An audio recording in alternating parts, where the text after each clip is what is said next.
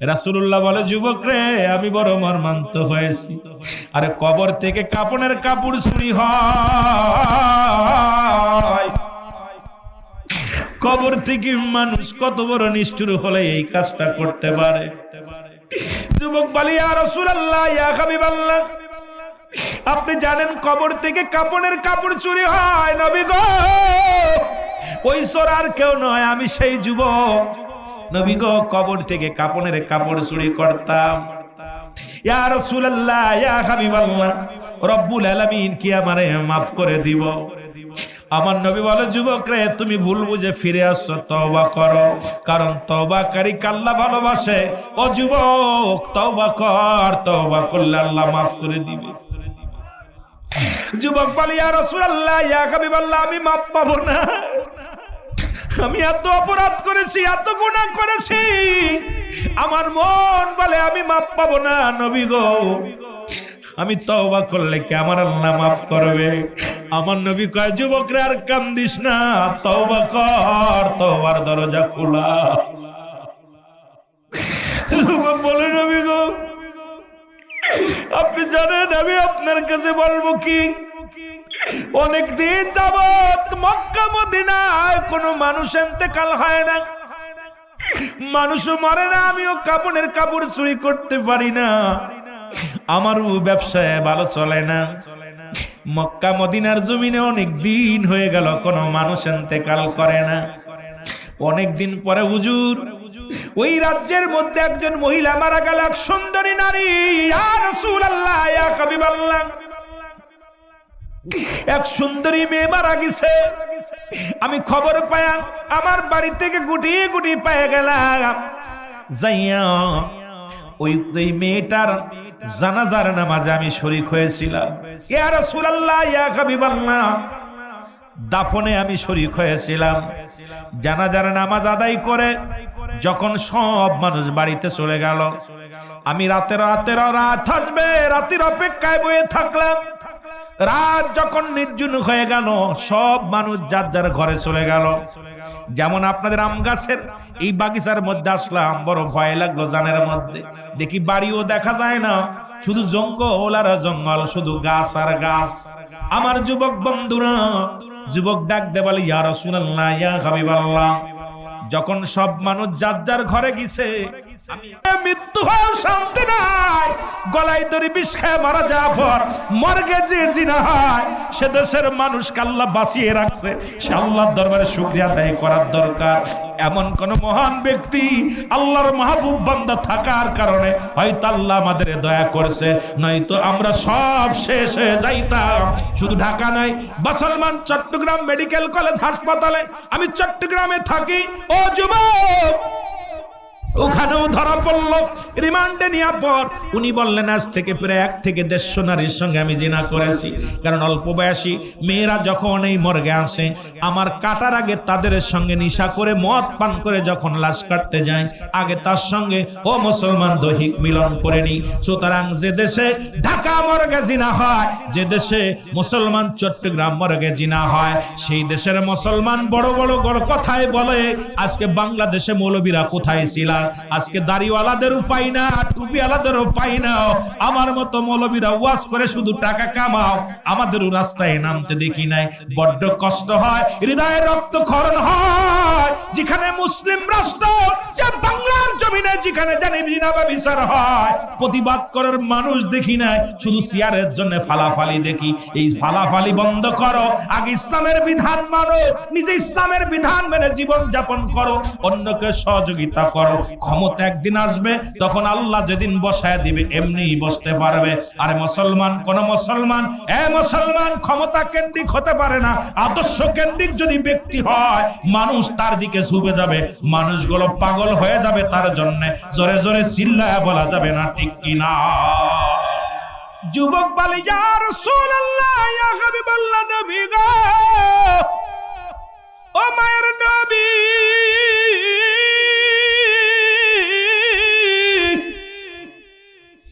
যখন আমি ওই মেয়েটার উপরে ঝাঁপিয়ে পড়লাম, আমি আমার অন্যায় কাজ সেরে যখন কবর থেকে উত্তোলন হলাম, কবরের ভিতর থেকে একটা আওয়াজ শুনতে পাইলাম, কে যেন ডাকতে বলে, যুবক আজকে তুমি আমার সঙ্গে জিনা করলা, আজকে আমি অসহায়, তোমাকে আমি বাধা দিতে পারলাম না, আজকে তুমি আমার সাথে অন্যায় করলা, মনে রেখো তোমার একদিন এই কবরে আসা লাগবে। আমি আল্লাহর আদালতে মামলা দিলাম, আমি আল্লাহর আদালতে মামলা দিলাম। ও যুবক, যেদিন তুমি কবরে আসবে আমার আল্লাহ যেন তোমারে মাফ না করে, আমি তোমাকে বাধা দিতে পারলাম না, তুমি আমার সর্বনাশ করলা রে যুবক। মনে রেখো, মনে রেখো, রব্বি কারীমের দরবারে একদিন আসতে হবে রে যুবক। ইয়া রাসূলুল্লাহ, আমি বাড়ি আসলাম, বাড়ি এসে গোসল করে খানা খাইলাম, রাত্রে যখন ঘুমাইতে গেছি ওই আওয়াজটা বারবার ওই গমের মধ্যে দেখতে পাই, ডাকতে বলে, যুবক ও যুবক তোমার মরা লাগবে। আল্লাহর আদালতে আমি নালিশ দিলাম রে, রব্বে কারীমের দরবারে আমি বিচার দিলাম, রব্বে কারীম তোমারে ছাড়বে না, আল্লাহ রাব্বুল আলামিন তোমারে ছাড়বে না। ইয়া রাসূলুল্লাহ, সেদিন থেকে আমি ঘুমাইতে পারি না, খাইতে পারি না, সেদিন থেকে আমি আর শান্তিতে নাই, তারপরে একটা রাত আমি ঘুমাইতে পারি নাই। ইয়া রাসূলুল্লাহ, ইয়া হাবিবাল্লাহ, আমার আল্লাহ কি আমারে মাফ করবো? আমি গুনাহ করে ফেলেছি, আমারে কি মাফ করবো? যুবক কান্দের বলে, নবী গো, কখন যেন মালাকুল মউত চলে আসে, কখন যেন ধরা পড়ে যায়, কখন যেন আল্লাহর আদালতে ধরা পড়ে যায়। এই গুনাহ নিয়ে যদি কবরে যায় আমার সঙ্গে দুর্ব্যবহার করবে কবরের ফেরেশতা। ইয়া রাসূলুল্লাহ, ইয়া হাবিবাল্লাহ, নবী গো আপনি আমারে তওবা করে দেন, আল্লাহ যেন আমারে মাফ করে দেয়, আল্লাহ রাব্বুল আলামিন যেন আমারে মাফ করে দেয়। আমার নবী কয়, যুবক রে দূর হয়ে যা, আমার সামনে থেকে দূর হয়ে যা, কারণ তুমি জিনাকারী, সবচেয়ে বড় নিকৃষ্ট মানুষ, তুমি কবরে মানুষের সঙ্গে, মরণ মানুষের, মৃত্যু মানুষের সঙ্গে অপকর্ম করেছো, দূর হয়ে যাও, আমার কদমের মধ্যে তোমার জায়গা নাই।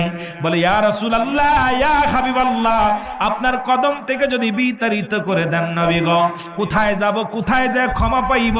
পৃথিবীর তো কোথাও ক্ষমা চাওয়ার জায়গা নাই।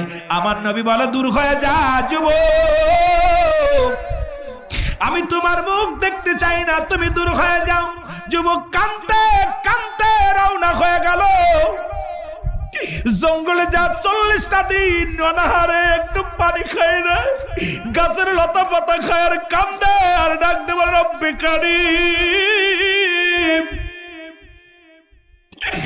আদম আলাইহিস সালাম ভুল করার কারণে আদম নবী কেঁদে গেছে, রব্বানা যালামনা আনফুসানা ওয়া ইল্লাম তাগফির লানা ওয়া তারহামনা লানাকুনান্না মিনাল খাসিরিন।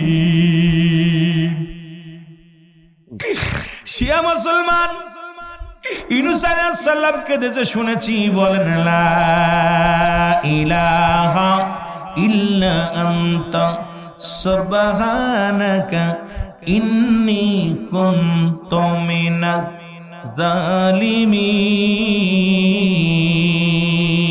যুবক কান্দার ডাক দে বলে, আল্লাহ শুনেছি আদম আলাইহিস সালাম কেঁদে কেঁদে মাপ পেয়েছে, আল্লাহ ইউনূস আলাইহিস সালাম কেঁদে কেঁদে মাপ পেয়েছে, আমি যুবক মানুষ, নফসের খায়েছে পড়ে গুনাহ করে ফেলেছি, আল্লাহ কখন যেন মরণের পেয়ালা পান করতে হবে, কারণ পৃথিবীর মধ্যে আসার একটা সিরিয়াল আছে যার কোনো সিরিয়াল নাই। দেখা যায় বাবা জিন্দা, সন্তান দুনিয়ার মধ্যে নাই, দেখা যায় দাদা জিন্দা, নাতি দুনিয়ার মধ্যে নাই। ও মুসলমান, বুড়া হয়ে মরবা এমন কোন গ্যারান্টি নাই, যে কোনো মুহূর্তে ডাক এসে যেতে পারে, কারণ যে কোনো মুহূর্তে আপনার আমার মালাকুল মউত আসতে পারে। আমার বাবারা, আমার যুবক কান্দার ডাক দে বলে, রব্বে কারীম,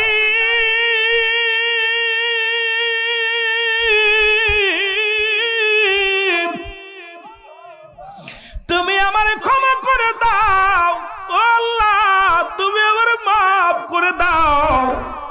কানতে কানতে বড় ক্লান্ত হয়ে গেলেন। 40টা দিন পরে যুবক সংবাদ পেয়ে গেল, যুবক রে আর কান্দিস না, তোর চোখের পানি জমিনের মধ্যে পড়ে, আমরা জমিন সহ্য করতে পারি না। যুবক রে রব্বি কারীম তোরে মাফ করে দিছে, যা যা রহমতের নবী রাহমাতুল লিল আলামিনের কদমের মধ্যে যা। যুবক রওনা হয়ে চলে আসলেন রাসূলুল্লাহর কদমের মধ্যে। নবীজি দেখে বলে, যুবক তুমি আবার কেন আসছো? বলি, ইয়া রাসূলুল্লাহ, ইয়া হাবিবাল্লাহ, আমি আর কত কাঁদবো, আর কত চোখের পানি ফেলবো। রব্বে কারীম আমারে ক্ষমা করে দিছে, ইয়া রাসূলুল্লাহ আপনি আমাকে তওবা করায়া দেন। আমার নবীজির কাছে জিবরিল আমিন এসে বলে, ইয়া রাসূলুল্লাহ, ইয়া হাবিবাল্লাহ, যুবকের কান্না, যুবকের চোখের পানি রব্বে কারীম সইতে পারে নাই, আবেগে নফসের খায়েছে পড়ে গুনাহ করে ফেলেছে। এখন আল্লাহর দরবারে এত কান্না কেঁদেছে, রব্বে কারীম তারে ক্ষমা করে দিছে। নবী গো আপনি তারে তওবা করায়া দেন, আমার রব্বি কারীম তারে মাফ করে দিছে। আমার যুবক ভাইরা, যুবক বয়সে একবার আল্লাহ বলা বুড়ো বয়সে 1000 বার বলা সমান হবে না। এই জন্য আমি আপনাদেরকে বলে যাব, আমরা যুবক মানুষ যত ইবাদত বন্দেগী করতে পারি রব্বে কারীম ততই খুশি হবে, কারণ আল হাসান হুসাইন হবে জান্নাতের সরদার, যুবকদের জান্নাতের সরদার হবে। আমি যুবক ভাইদের বলি, এখনো সময় আছে, আমি বারবার অনুরোধ করি, আয় আয় ফিরে আয়, আমরা এই সমাজকে পরিবর্তন করে দিতে পারি। সমাজ পরিবর্তন করার জন্য যুবক ভাইদের অগ্রগামী ভূমিকার দরকার আছে কিনা? আরো যারা বলেন আছে কিনা?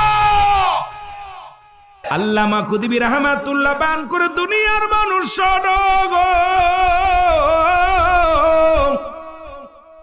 বান্দা যখন জীবন ভরে যত গুনাহ করছে, আসমান থেকে জমিন পর্যন্ত গুনাহে ভরপুর হয়ে গেছে, গুনার বোঝা মাথায় নিয়ে যখন কবরের ভয়ে, জাহান্নামের ভয়ে, যখন বান্দা জাহান্নামের ভয়ে, কবরের ভয়ে, মৃত্যুর ভয়ে বান্দা যখন খাস তওবা করবে, রব্বে কারীম বান্দার জীবনের সমস্ত গুনাহগুলো মাফ করে দিবে। জোরে বলেন মারহাবা। নামাজ ছেড়ে দিয়া কবিরা গুনাহ, বলতেছিলাম সগীরা গুনাহ মাফ হলো জান্নাতের বাগানে রওনা দেওয়ার কারণে গো। এখন কবিরা গুনাহগুলো মাফের দরকার। নামাজ ছেড়ে দেয়া কবিরা গুনাহ, মিথ্যা বলা কবিরা গুনাহ, বেগানা নারীর সঙ্গে দেখা দেয়া কবিরা গুনাহ, বেগানা পুরুষের সঙ্গে দেখা দেয়া কবিরা গুনাহ। এখন এই ওয়াজগুলো তো বাংলার জমিনে চলে না, কারণ যে ওয়াজগুলো করলে অনেক আলেম কষ্ট পায়, অনেক মুফতি সাহেব কষ্ট পায়, অনেক মুফাসসির সাহেব কষ্ট পায়। কারণ যাদের সঙ্গে দেখা দেয়া জায়েজ তাদের সঙ্গে বিয়ে করা হারাম, যাদের সঙ্গে দেখা দেয়া হারাম তাদের সঙ্গে বিয়ে করা জায়েজ। এখন মুসলমান বেগানা নারী চেহারা দেখা হারাম, বেগানা পুরুষের চেহারা দেখা হারাম। এই হারাম গুনাহ যদি মাফ করতে চাও, এই দুনিয়ার মধ্যে সুযোগ একটা ছেড়ে এই 3টা বছর জান্নাতের বাগানে বসেছেন। বান্দা যখন কবরের ভয়, জাহান্নামের ভয়, বান্দা যখন খাস তওবা করে ডাক দে, বলবে আল্লাহ আমি পাপী, আমি গুনাহগার, রব্বে কারীম সঙ্গে সঙ্গে বান্দার জীবনের গুনাহগুলো মাফ করে দিবে। জোরে বলেন মারহাবা। এরে আপনার আমার আদি পিতা আদম আলাইহিস সালাম কেঁদেছে, বলেন রব্বানা জালামনা আনফুসানা ওয়া ইল্লাম তাগফির লানা ওয়া তারহামনা লানাকুনান্না মিনাল খাসিরিন। এ দুনিয়ার মুসলমান,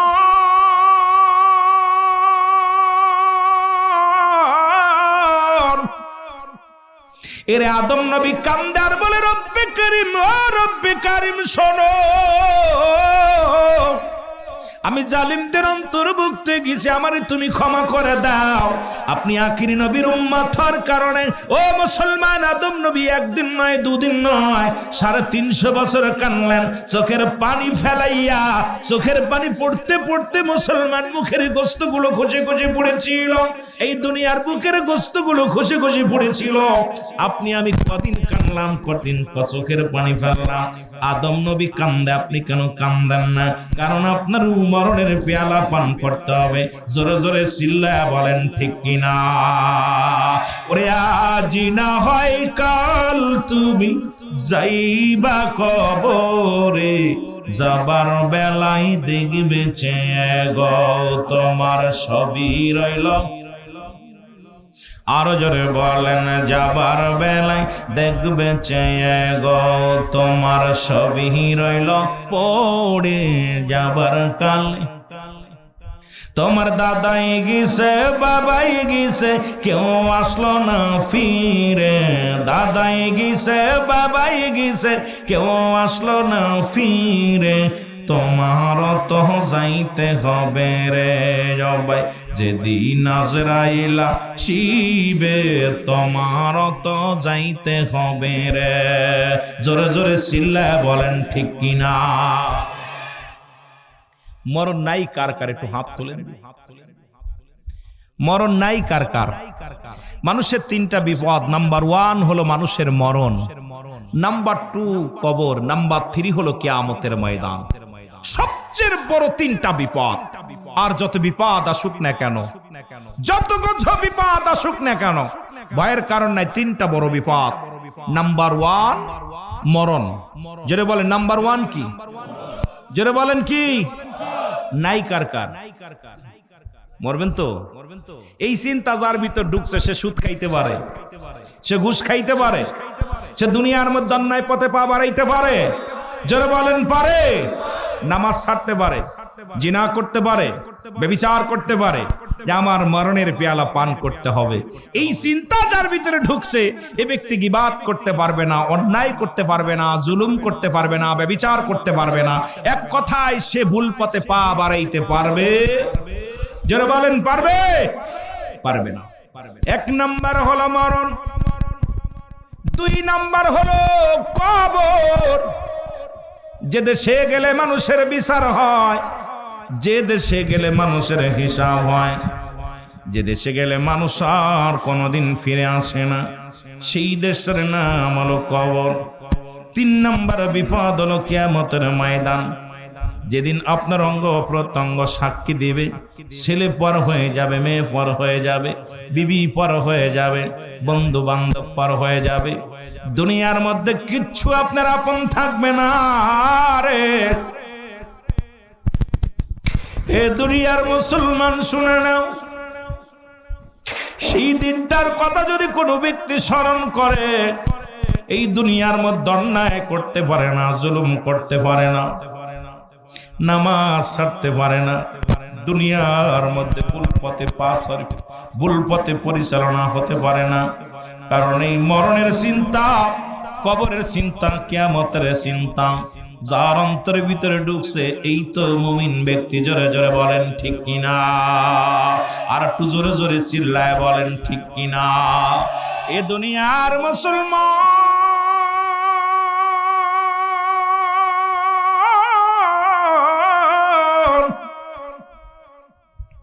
যে কথাগুলো বলিল দিলের কান্ডা লাগে, শোনো গো। আমি আস্তে আস্তে আলোচনায় যাব। শরিয়াত, তরিকত, হাকিকত, মারিফাত, বাস্তবতা নিয়ে কিছু কথা বলে যাব। আমাদের জানার দরকার, বুঝার দরকার। এই মুসলমান শুনে নাও, শুনে নাও। ছোট্টবেলা থেকে শুনলাম, বাবাই বলতো মানুষের মতো মানুষ হতে হবে, শিক্ষক মহোদয় বলে মানুষের মতো মানুষ হতে হবে। ঠিক কিনা? জোরে বলেন ঠিক কিনা? প্রধান শিক্ষক এসে ডাকতে বলে, বাজান মানুষের মতো মানুষ হতে হবে। ক্লাস টিচার এসে বলে মানুষের মতো মানুষ হতে হবে। গুরুজন বলে মানুষের মতো মানুষ হতে হবে। আগে বড় কষ্ট পাইতাম, বসতাম। কেন বলে? আমি তো মানুষ, আমি তো গরু নয়।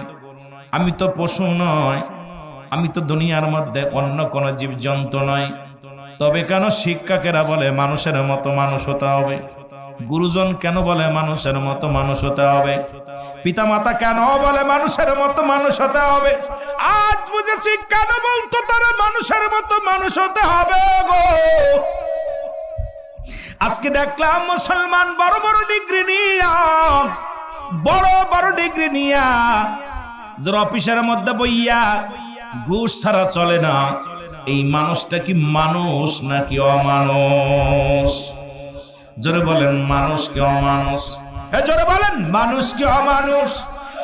কেন বলছে মানুষের মধ্যে মানুষ হতে হবে গো? আজকে বড় বড় ডক্টর ইঞ্জিনিয়ার হইয়া, বড় ডিগ্রি নিয়ে ডক্টর হইয়া অপারেশন থিয়েটারে যায় না টাকা ছাড়া, রুগী দেখে না টাকা ছাড়া। এরা কি মানুষ না অমানুষ? জোরে বলেন মানুষ কি অমানুষ? আজকে সমাজের মধ্যে সন্তান লেখাপড়া শিখে বড় ডিগ্রি নিয়ে মায়ের গায়ে হাত দেয়, বাবার গায়ে হাত দেয়, বাবা মার সঙ্গে অমানসিক ব্যবহার করে। এই সন্তানগুলো মানুষ না অমানুষ? আরো জোরে বলেন মানুষ কি অমানুষ? এই মানুষগুলো অমানুষ। ও মুসলমান শোনো গো, আমি হিসাব করে মিলা দেখেছি আমার দেশের দুর্নীতিবাজ কোন রিক্সা চালক দুর্নীতিবাজ নয়। আমার দেশের মুসলমান যারা কর্মজীবী দুনিয়ার মধ্যে কৃষক কোন দুর্নীতিবাজ নয়। আমার দেশে বড় বড় ডিগ্রি নিয়ে বিদেশ থেকে ডক্টরি আইনা যারা এই চেয়ারের মধ্যে বসেছে, আজকে দেখি বাংলার আনাছে কানাছে, বিশ্বের আনাছে কানাছে, সব চাইতে শিক্ষিত সমাজ হলো দুর্নীতিতে এক নাম্বার। জোরে জোরে চিল্লায় বলা যাবে না ঠিক কিনা? দুর্নীতিতে কয় নাম্বার? জোরে বলেন কয় নাম্বার? ঘুষ খায় কারা? রিক্সা চালক, ভ্যান চালক, দিনমজুরি। ঘুষ খায় কে? কথা কন কারা? তার মানে আসলে শিক্ষা আমাদের অর্জন করতে পেরেছি, ডিগ্রি নিয়েছি, কিন্তু কোরআনের জ্ঞান নাই।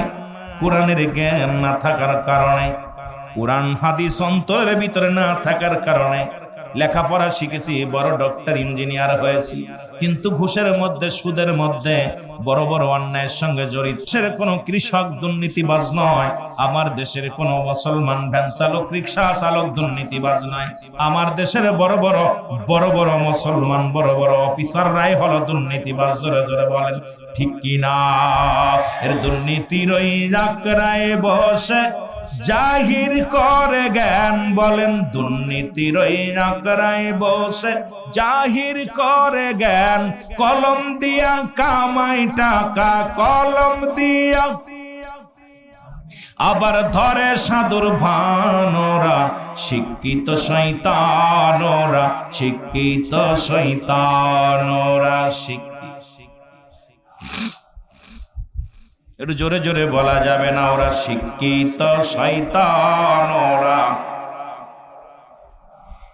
দুর্নীতির ওই নাকড়ায় বসে জাহির করে জ্ঞান, বলেন দুর্নীতির ওই নাকড়ায় বসে জাহির করে জ্ঞান। কলম দিয়া কামায় টাকা, কলম দিয়া আবার ধরে সাধুর ভানোরা। শিক্ষিত শয়তানোরা, শিক্ষিত শয়তানোরা, শিক্ষিত। কষ্ট হচ্ছে নি আপনাদের? আওয়াজ জোর নাই কেন? ভয় পাচ্ছেন? আরে সুশিক্ষায় শিক্ষিত যারা হয়েছে এরা তো শিক্ষিত শয়তান না, কুশিক্ষায় যারা শিক্ষিত হয়েছে এরাই হলো দুর্নীতিবাজ। জোরে বলেন ঠিক কিনা? এরা শিক্ষিত শয়তানোরা, শিক্ষিত। এরা হলো জাতির নাকি মহামারী মহাতন, ফাইলে কলম ঠেকাইয়া চালাউরা নির্যাতন। ঠিক, এরা হলো জাতির নাকি মহামারী মহাতন, ফাইলে কলম ঠেকাইয়া চালাউরা নির্যাতন। ওরে ঘুষের টাকায় ওদের ভুড়ি, ঘুষের টাকায় ওদের ভুড়ি করে যে টান টান। ওরা শিক্ষিত। আরো জোরে বলতে হবে, ওরা শিক্ষিত শয়তান। ওরা আবার স্কুল কলেজের দিকটা ভাই দেখো না, মন চাইয়া স্কুল কলেজের দিকটা ভাই দেখো না মোর সাইয়া, মেয়েরা সব বই ছাড়িয়া আছে শুধু প্রেম লইয়া, ঠিক কিনা? মাদ্রাসায় দেখলাম, আমার দেখা মতে বাংলার বুকে এইরকম মাটির প্রতিষ্ঠান দেখি নাই। আরে বাংলাদেশে শিক্ষা প্রতিষ্ঠান অবহেলিত, তার মানেই জাতিকে অবহেলিত করা। জোরে বলেন ঠিক কিনা? এই দেশের যিনি এমপি ছিল তাকে কাঠগড়ায় দাঁড়া করবে আমার আল্লাহ। এই দেশের যিনি এমপি, যিনি ক্ষমতাবান, শিক্ষা প্রতিষ্ঠান নবীজির মাদ্রাসা, সেই মাদ্রাসাটা অবহেলিত। এই মাদ্রাসা নবীজির মাদ্রাসা, এটাকে অবহেলিত করে আপনারা যতই যা করেন না কেন রব্বে কারিমের আদালতে দাঁড়াইতে হবে। জোরে বলেন ঠিক কিনা?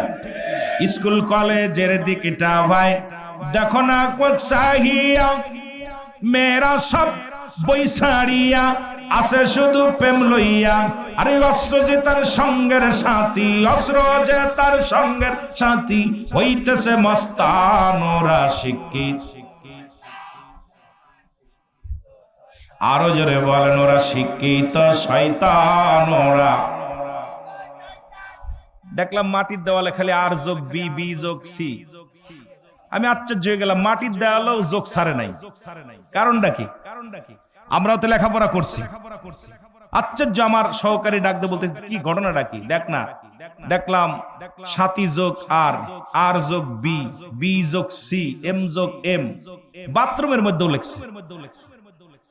আমি আশ্চর্য হয়ে গেলাম, এই যোগের ভিতর ফালাম কি? কথা বুঝেননি?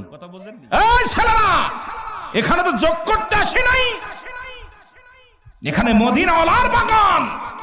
এখান থেকে শিক্ষা অর্জন করে গোটা বিশ্ববাসীকে জানিয়ে দিতে হবে মুসলিম মিল্লাতের জন্য, ইসলামের জন্য মাদ্রাসার ছাত্ররা ওয়ান পিস। জোরে বলেন ঠিক কিনা? আরো জোরে বলেন ঠিক কিনা? এটা কার ঘর? জোরে বলেন কার ঘর? নবীর ঘর। কার ঘর? নবীর ঘর। 5 আগস্টের পর দেখলাম আইর অস্ত্র মহড়া। শিক্ষক ছাত্রের হাতে থাকবে বই আর কলম, খাতা কলম। শিক্ষকরা সেই আমাদের ভাইয়েরা, আমরা যখন লেখাপড়া করছি, খোদার কসম কত যে শিক্ষকের হাতে মার খেয়েছি বেয়াদবির কারণে পড়ার জন্য। এখন তো গায়ে হাত দেওয়া যায় না। এখন সন্তানগুলো শাসন করতে গেলে গার্জিয়ান কষ্ট পায়। আমি অনুরোধ করব, শিক্ষাঙ্গনটা আমাদের শিক্ষা জাতির মেরুদণ্ড যদি হয়, তাহলে শিক্ষা খাতে আরো উন্নয়নের দরকার আছে কিনা? এখন যারা ওই শিক্ষা মন্ত্রণালয়ে আছে ওদের ধরছে ভূতে। কারণ আমার দেশে অসংখ্য শিক্ষক অনাহারে, আমার দেশে শিক্ষকরা আন্দোলন করে, তাদের হাতে হ্যান্ডকাপ দেওয়া হয়, তাদের কলার ধরে রাস্তা থেকে বেইজ্জতি করে থানায় নিয়ে যাওয়া হয়। এই অধিকার তোমাকে কে দিল? যার কাছে লেখাপড়া করে তুমি পুলিশ হয়েছ, তুমি একজন শিক্ষকের কাছে লেখাপড়া শিখে এসপি হয়েছ, মন্ত্রী হয়েছ, সেই শিক্ষকের গায়ে হাত দাও। তোমার মতো অপদার্থ, তোমার মতো জানোয়ার আর পৃথিবীর মধ্যে আর কেউ নাই। জোরে বলেন ঠিক কিনা? আরো জোরে বলেন ঠিক কিনা? আমি সবচেয়ে বেশি কষ্ট পেয়েছি শিক্ষকরা পেটে ক্ষুধার জন্য তারা আন্দোলন করেছে। একটা দিনমজুরি মানুষ সারাদিন 1500 টাকা ইনকাম করে, একজন শিক্ষক 300-400 টাকা ইনকাম, পেট চলে না। ছাত্রদেরকে কি জ্ঞান দেবে? যারা জ্ঞানের ভান্ডার নিয়ে বসে আছে, সেই জ্ঞান থেকে যদি আমাদের কিছু নিতে হয়, তাদের আগে ক্ষুধা নিবারণ করার প্রয়োজন। জোরে বলেন ঠিক কিনা? আমার দেশে যে আসলো সেই শিক্ষা খাতে দুর্নীতি, যে আসলো সেই শিক্ষা খাতে দুর্নীতি। এখন যারা আছে, মনে করছিলাম যে যেহেতু আন্দোলনের পরে আমার শিক্ষক মহোদয়, বাংলাদেশের যত শিক্ষক আছে, প্রতিষ্ঠান আছে, হয়তো ছাত্ররা এদিকে তাকাবে, এরা দেখি ওদের চাইতো দুর্নীতিবাজ। জোরে বলেন ঠিক কিনা? জোরে বলেন ঠিক কিনা? অন্য সরকারের আমলে শিক্ষকের গায়ে হাত তোলা হয় না, কিন্তু বর্তমান ছাত্র সমাজ তোমরা যারা আছো, তোমাদের সামনে শিক্ষকের গায়ে হাত দেয়, শিক্ষককে টেনে হিঁচড়ে গাড়িতে উঠানো হয়, শিক্ষককে লাঞ্ছিত করা হয়, তোমাদের রক্তক্ষরণ হয় না? তোমাদের মতো বেয়াদব সন্তানের প্রয়োজন নাই। জোরে বলেন ঠিক কিনা? আর কষ্ট পাচ্ছেন আপনি? আমি কি সত্য বলতেছি না মিথ্যা বলতেছি? শিক্ষকের মর্যাদা, শিক্ষকের মর্যাদা দরকার। সেই মর্যাদার জন্য আমরা আজকে আমরা পিছিয়ে, অনেক পিছিয়ে। অন্য রাষ্ট্রে শিক্ষকদের যে মূল্যায়ন করা হয়, আল্লাহ আমাকে নিয়েছে সে সমস্ত রাষ্ট্রের কয়েকটা যাওয়া পর দেখেছি তাদের যে আদর্শ আমাদের তাদের 90 ভাগের 1 ভাগও নাই। কারণ আমাদের এই জন্য আমাদের দেশের উন্নতি নাই। কারণ উন্নতি হবে কোথা থেকে? দুর্নীতিতে আমরা 1 নম্বর। জোরে বলেন ঠিক কিনা? মহব্বতের সঙ্গে জিকির করেন লা ইলাহা, জোরে জোরে বলেন লা ইলাহা, আরো জোরে লা ইলাহা, মহব্বত লা ইলাহা।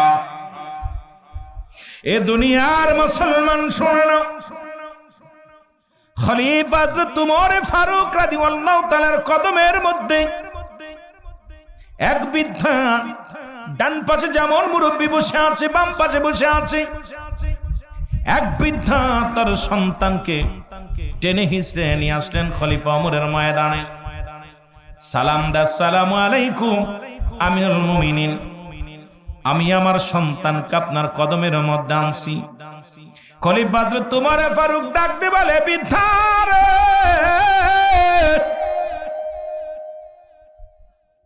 ও বৃদ্ধা, তুমি তোমার কলিজার টুকরো সন্তানের জন্য আমার কদমের মধ্যে আনছো বিচারের জন্য।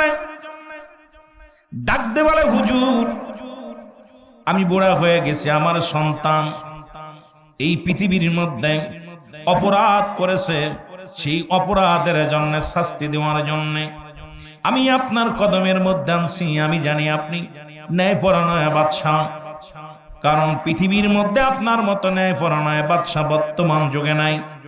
কারণ এই জন্য আপনার কদমের মধ্যে আমি ওনাকে আনছি, ওনার বিচার করা লাগবে। জোরে জোরে চিল্লায় বলা যাবে না আল্লাহু আকবার। খলিফা হযরত উমর ফারুক রাদিয়াল্লাহু তাআলা ডাক দিয়ে বলে, বৃদ্ধা শোনো গো,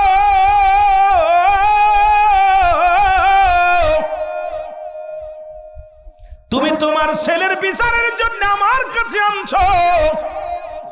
তোমার ছেলে এমন কি অপরাধ করেছে বলো? বলে, খলিফা আমিরুল মুমিনিন,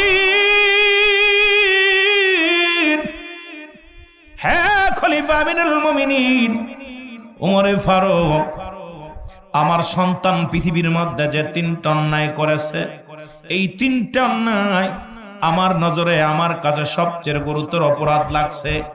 এই জন্য আপনার কদমের মধ্যে আনছি, এর বিচার আপনার করা লাগবে। খলিফা হযরত উমর ফারুক ডাক দিয়ে বলে, বিদ্যা কি অপরাধ করেছে বলো? বলে, হুজুর 1 নাম্বার অপরাধ, 1 নাম্বার অপরাধ আমার সন্তান করেছে, সে দুনিয়ার মধ্যে মাদক সেবন করে। এটা কি অপরাধ না ভালো কাজ? জোরে বলেন, মদ গাঁজা খায়, এটা কি ভালো কাজ না খারাপ কাজ? জোরে বলেন। 1 নাম্বার অপরাধ আমার সন্তান মাদক সেবিকার মধ্যে আছে, মাদক সেবন করে। 2 নাম্বার অপরাধ আমার কলিজার টুকরা সন্তান, আমার সন্তান মানুষ খুন করেছে, তার বিচার করা লাগবে। আজকে বাবা মা সন্তান যদি জিনা করে, বাবা মা তার পক্ষে মামলা লড়ে। সন্তান যদি মানুষ খুন করে, বাবা মা তার পক্ষে লড়ে। আমি বলি, ওরে যুবক শুনে নাও, শুনে নাও, সন্তান যেই হোক না কেন তোমার কাছে আমানত রাখছে, আমানতের খেয়ানত করার অধিকার আল্লাহ তাআলা তোমাকে দেয় নাই। কারণ যে সন্তান তোমার অবাধ্য, দুনিয়ার ইসলামের বিধান মানে না, এই সন্তানের পক্ষে যখন তুমি যাবা, তোমার মতো মুসলমান, ওই বরিশালের মুসলমান তিন্নির বাবার মতো কুসন্তান ওই জন্ম দেওয়ার পর যদি এই সন্তানের পক্ষে যদি কোনো বাবা ছাপায় গায়, সেই সন্তানের পক্ষে যায়, দুনিয়া থেকেই তারা জাহান্নামী। জোরে জোরে বলেন ঠিক কিনা? বাবা কেমন বাবা? বাবা সন্তানের বিচারের জন্য কার দরবারে গেছে? হযরত উমর ফারুক রাদিয়াল্লাহু তাআলা আনহুর দরবারে গেছে। খুব আশ্চর্য, খুব খেয়াল করবেন, অনেক মজার আলোচনা আসবে, ধীরে ধীরে আলোচনাগুলো খেয়াল করবেন। বলে, হুজুর 3 নাম্বার অপরাধ আমার সন্তান জিনায় লিপ্ত হয়েছে। 3টা অপরাধ, ছোট না বড়? জোরে বলেন, বড় না ছোট? জোরে বলেন, ছোট না বড়? খলিফা ওমর ফারুক ডাক দিয়ে বলে, বৃদ্ধা সত্যি করে বলো ও কি তোমার সন্তান? বলে জি হুজুর, আমার ঔরজাত সন্তান। ছেলেকে ডাক দে, বলে বাবারে ও কি তোমার আব্বা হয়? বলে জি হুজুর, উনি আমার জন্মদাতা পিতা। বলে বাবারে তোমার বিরুদ্ধে যে 3টা অভিযোগ আনছে, এই 3টা অভিযোগ কি সত্য না মিথ্যা বলো? বলে হুজুর, আমি জানি আপনি ন্যায় পরায়ণ বাদশাহ, আপনার কাছে মিথ্যা বলবো না। যে 3টা অপরাধ আমার নামে দিছে, এই 3টা অপরাধ আমি করেছি। এই 3টা অপরাধের 1 নম্বর অপরাধ আমি করেছি মাদক সেবন করি, 2 নম্বর অপরাধ আমি মানুষ হত্যা করেছি, 3 নম্বর অপরাধ এই দুনিয়ার মধ্যে আমি জিনা ব্যভিচারে লিপ্ত হয়েছি। খলিফা আমিনুল মুমিনিন ডাক দে বলে যুবক,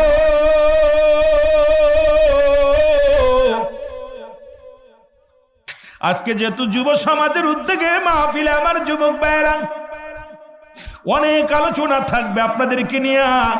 কারণ 18 বছরের যুবক যাবে জান্নাতে, 16 বছরের যুবতী যাবে জান্নাতে। আজকে আমার যুবক ভাইরা এই মাহফিলের ময়দান আয়োজন করেছো, তোমাদের নিয়ে আমি আলোচনা করব। একটু ধীরে ধীরে আগায় যায় আমার বাবারা, আমার বন্ধুরা। আমার হযরত ওমর ফারুক ডাক দিয়ে বলে যুবক,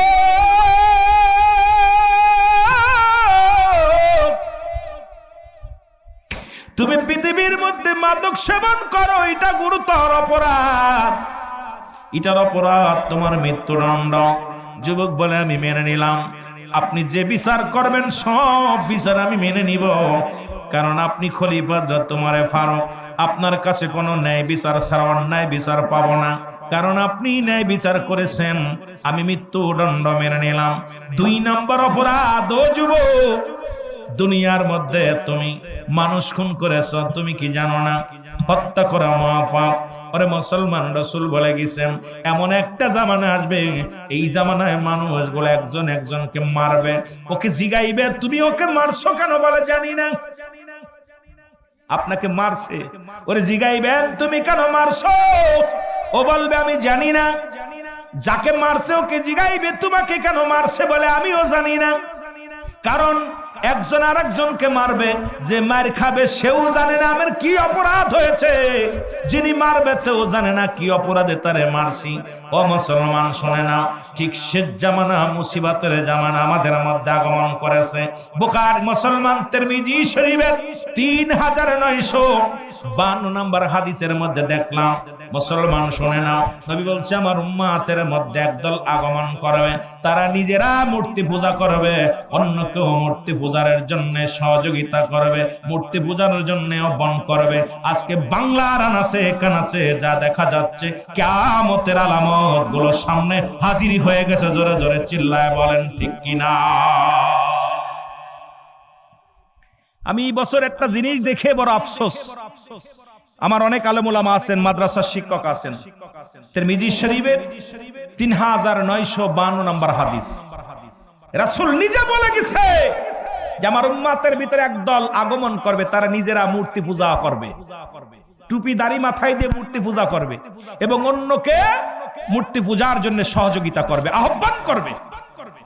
আমরা মুসলমান বিরাট জাতি, ঈমানের নিয়া এই দুনিয়ার মধ্যে যতদিন থাকবো, সে যে দল করুক না কেন, যে দলের হোক না কেন, কুরআন তো সর্বজনীন, সকলের জন্য আসছে। জোরে বলেন ঠিক কিনা?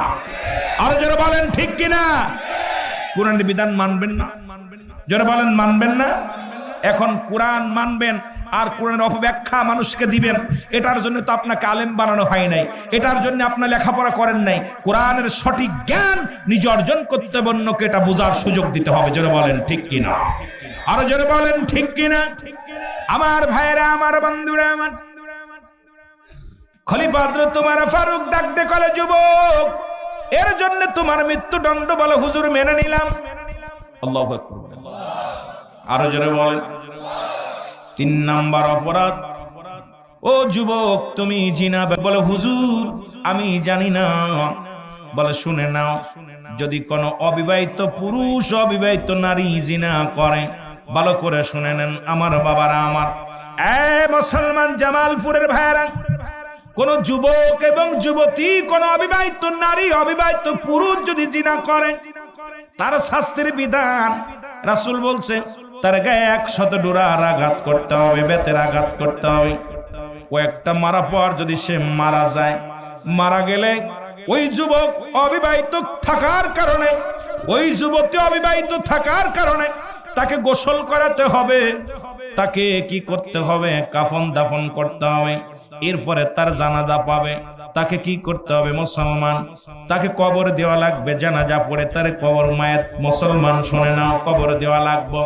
কারণ অবিবাহিত থাকার কারণে সে জানাজা পাবে, সে মুসলমান কবর পাবে, দাফন পাবে, কাফন পাবে, দুনিয়ার মধ্যে যাবতীয় সব কিছু পাবে।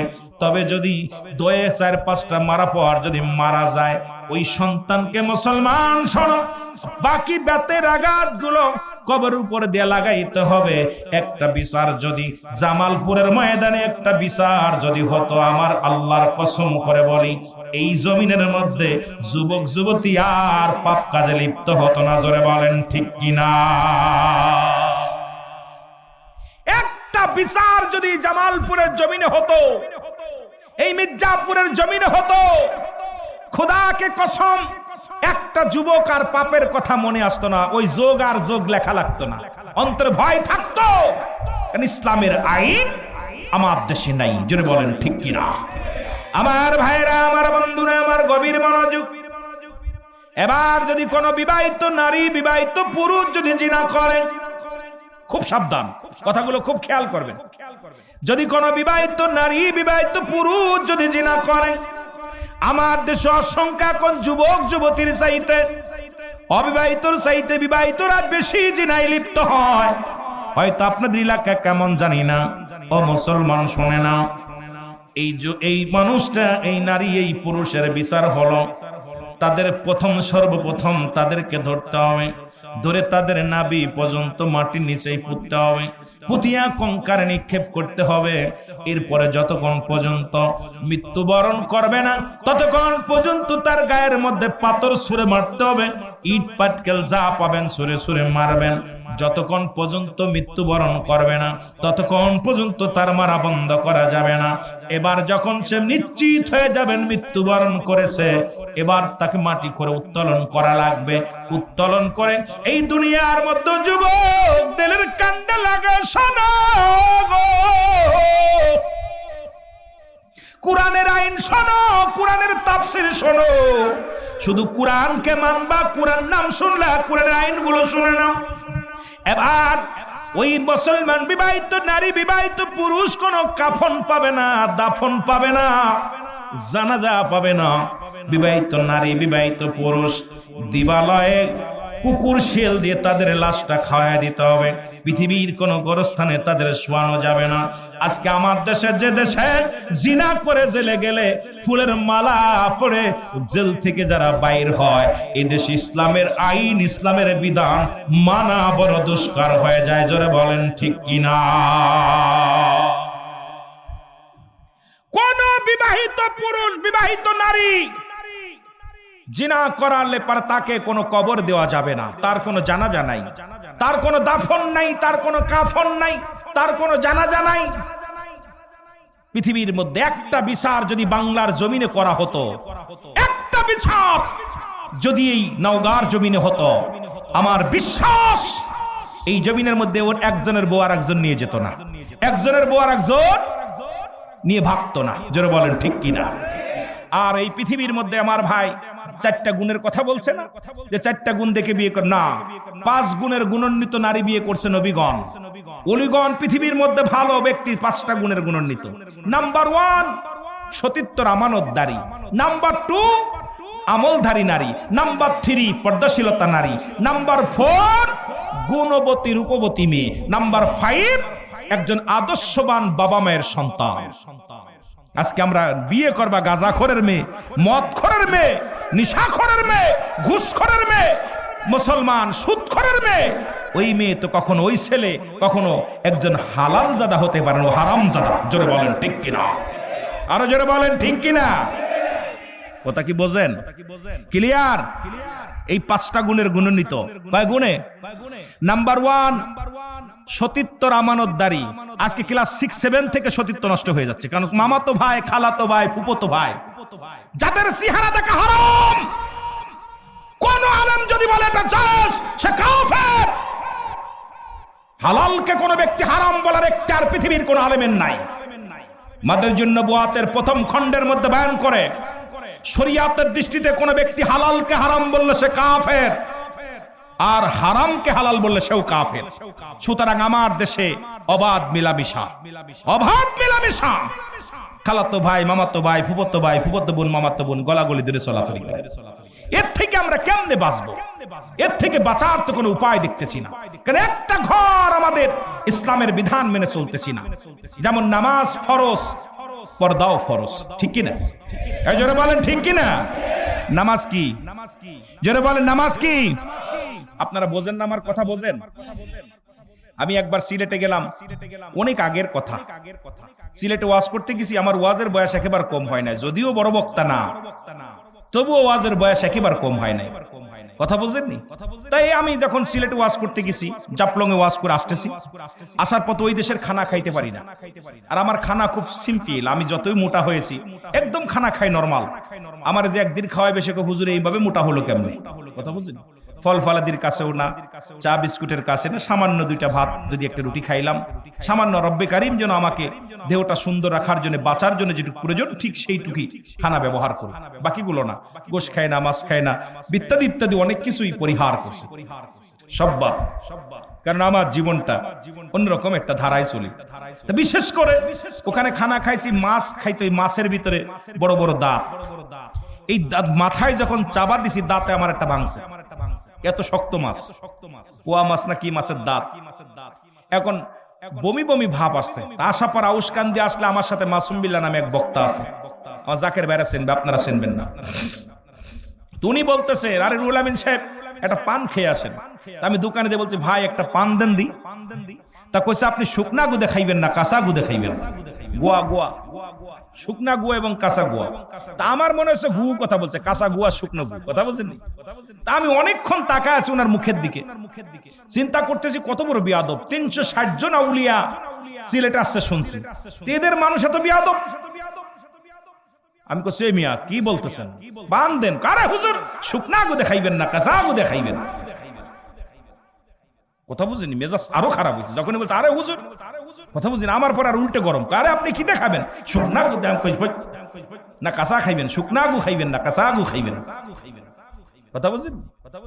বসে আছি এখন, মাসুম বিল্লাহ বুঝতে পারছে, উনি যায় কয়, এই শুকনা দেই দাও। কি দে দাও?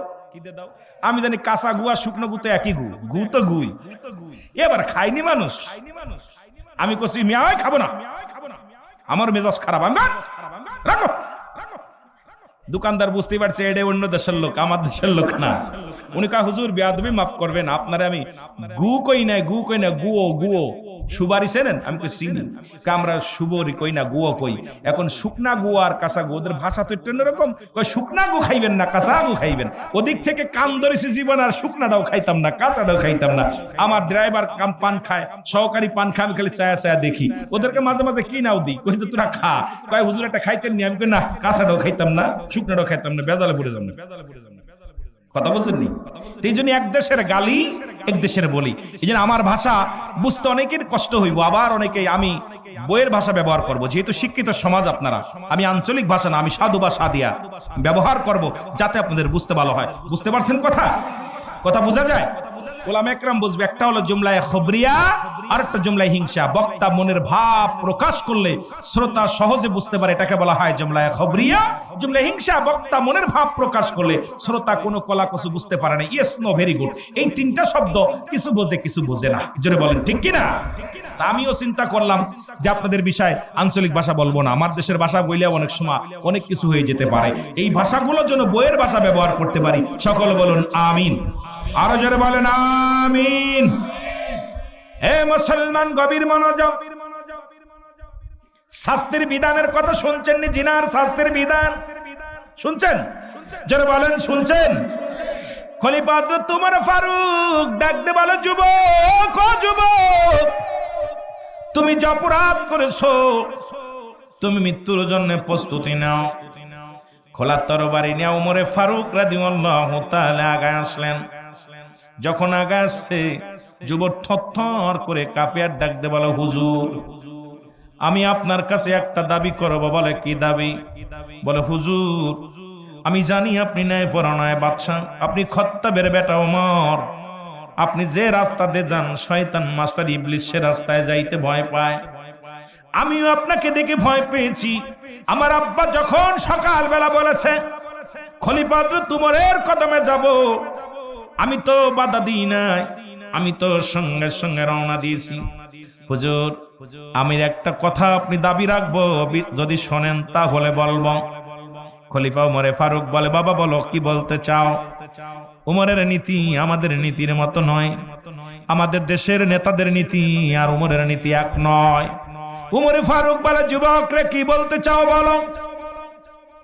যুবক বলে, খলিফা হযরত আমিরুল মুমিনিন, যদি আমার বিচার করতে হয়, আমার বিচারের আগে আমার বাবার বিচারটা আগে করা লাগবে।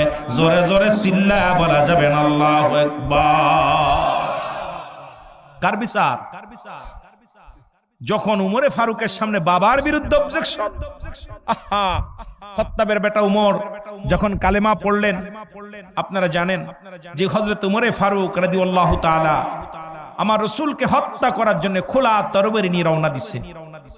ওনার বোন কুরআনুল কারীম পড়তেছে, যখন দেখছে তো খোলা তরবারি নিয়ে জবাই করবে। যখন কোরআনের এত মধু, কোরআনের এত সুর, কোরআনের এত মায়া, কোরআন পড়া শোনা পর উমর আর মানুষ নাই, উমর অমানুষ থেকে মানুষ হয়ে গেছে। জোরে বলেন মারহাবা।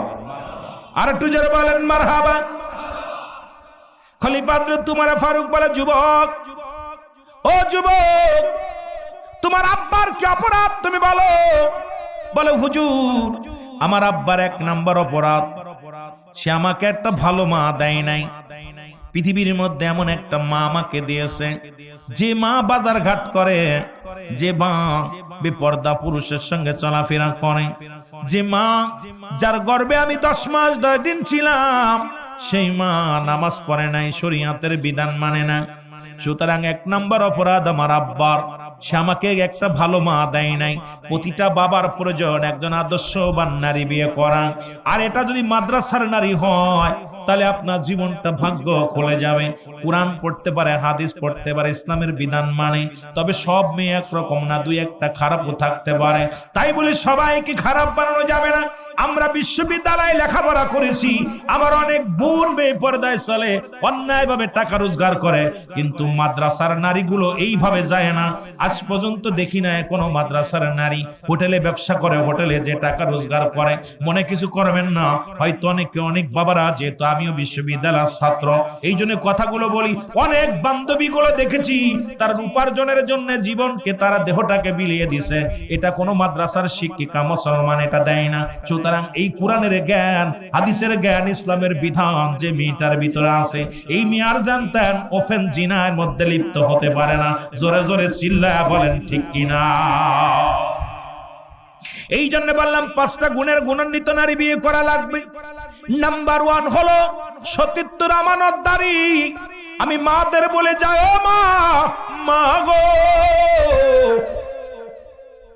রাসূল যখন মিরাজের রজনীতে আল্লাহ রাব্বুল আলামিনের দিদার করলেন, আম্মা জান, ও মুসলমান, আম্মা জান আয়েশা সিদ্দিকাকে ডাক দে, বলে, আয়েশা রে, আমি জাহান্নামে গেলাম, দেখি একদল পুরুষের লজ্জাস্থান দিয়ে আগুনের ফুলকি ঢুকানো হয়, একদল নারীদের পুরুষের লজ্জাস্থান দিয়ে আগুনের ফুলকি বাইর হয়।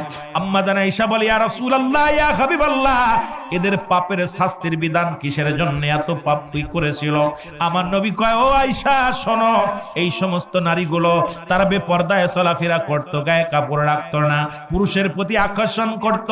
আর ওই সমস্ত পুরুষগুলো, ওই সমস্ত যুবকগুলো, যেহেতু যুবকদের মাহফিল, আমার যুবক বান্দারা, যুবক বাবারা শোনো, ওই সমস্ত যুবকগুলো বিকেল হলে, ওই সমস্ত যুবকগুলো স্কুল কলেজে যে মেয়েদের পাশ ঘুরঘুর করে বেড়াইতো, মেয়েদের প্রতি আকর্ষণ ছিল, মেয়েদের প্রতি আকৃষ্ট ছিল।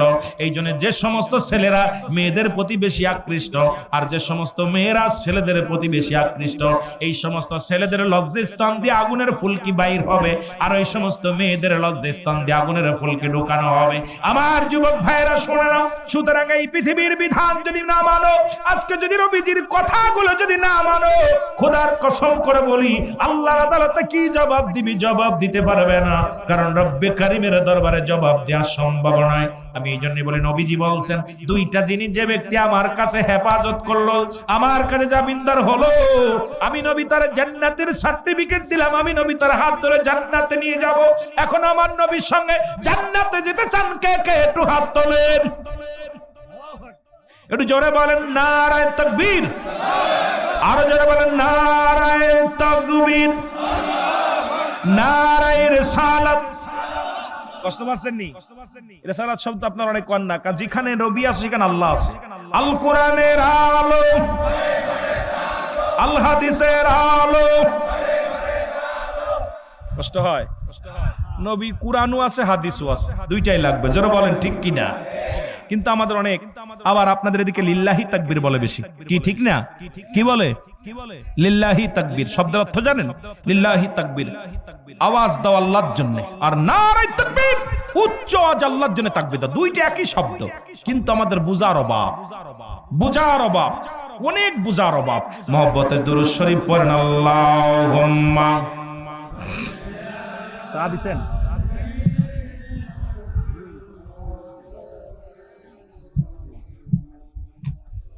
ওয়ালায়ালি।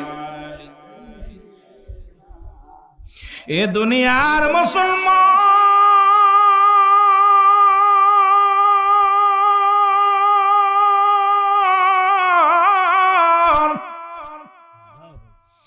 যুবক ডাক দিয়ে বলে, হুজুর এক নম্বর অপরাধ আমার বাবার গো, সে আমাকে একটা আদর্শবান মা দেয় নাই। আজকে যারা যুবক, যারা বিয়ে করে নাই, তাদের অনুরোধ করে যাব, একজন রিক্সা চালকের মেয়ে বিয়ে করো, ভ্যান চালকের মেয়ে বিয়ে করো।